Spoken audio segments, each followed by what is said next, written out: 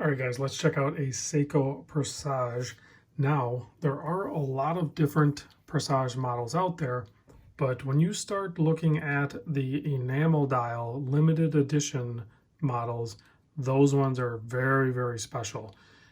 So let's get into the case size on this, and then we'll talk more about the fine details. We'll try to get some close-ups. I'll try to capture how rich this deep forest cedar green type color dial is, and then, you know, where it's just perfectly matched with the crocodile patterned leather strap. So case size, you're looking at 40.5 millimeter, 47.75 lug to lug. You can see it's full polish on the side. They're only brushed on the top of the lugs there to kind of break it up. The rest of it's nicely rounded and polished. So 12.5 thick. That's including the double dome sapphire crystal. 20 millimeter lug width. You have a Reese's peanut butter cup shaped crown here at its widest point. It is 7 millimeter. It is signed. It's deep engraved signing on that crown, so it's very obvious that it is signed. You have a screw down display case back showing off that 6R35 movement, non-decorated. Also printed right on the case back there. You can see this is number 1734 of only 2,000. So an actual limited edition and proof of it on the case back. Each one's going to be numbered differently. I think we've pretty much covered most of the specs, right? So let's do some close-ups on it. There is no loom on this guide that would detract from what is really happening here. You can see some of the distortion in the dial. That's because of the layers of enamel coating that is done here. It's all done via hand. Now they do a bunch of them all at once, so it's not like, you know, some guy works on this one watch or this one dial for a very long time. It's, you know, there's a little bit of production involved in the process, but nevertheless, if you look closely, you can actually see almost like a little bit of orange peel look to it, and that's that, and top of the deviations with the around the date window and around where the hand stack comes through, just kind of shows that there's a level of craftsmanship and human error involved in the process. And that's what makes this a little bit more special in my opinion, as well as the excellent applied indices. You have the even number Arabics applied on there, the Seiko and Presage automatic, and all the rest of it's all printed. And then check out that handset. That is a little bit different. You know, I believe people call it the Delphine handset.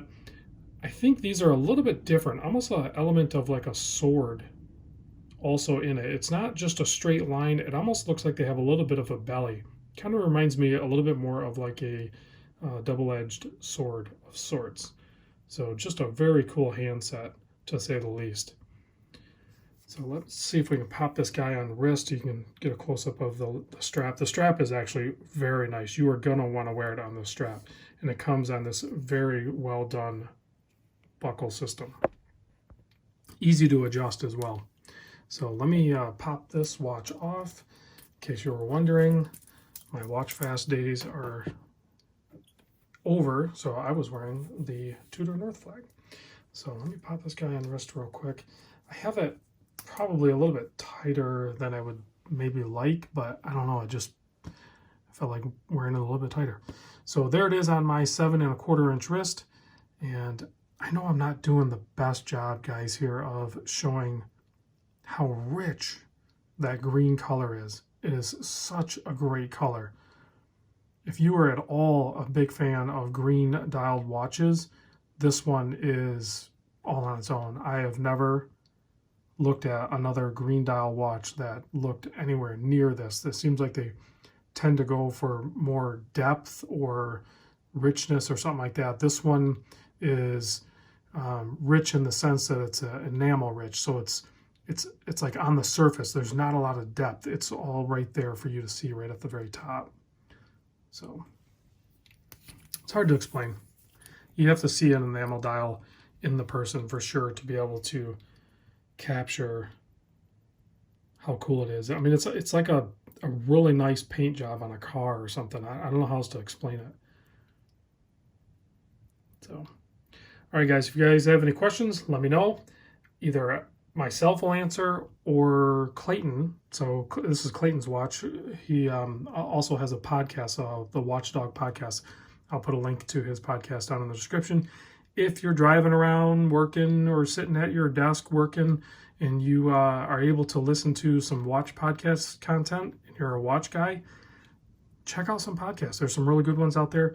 My buddy Clayton is a good one, obviously, and there's a bunch of others. So if there's some that you think other people should check out, chime in the comments down below, but definitely check out my buddy's podcast.